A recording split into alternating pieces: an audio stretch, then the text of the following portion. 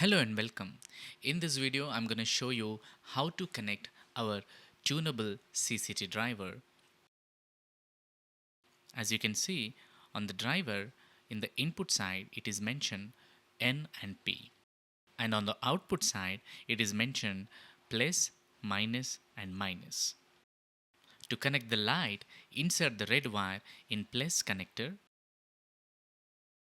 black wire in minus connector, and yellow wire in minus connector.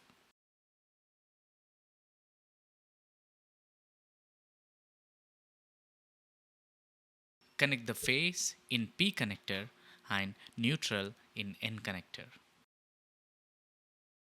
Connect the power supply to the driver and see whether the device is working or not.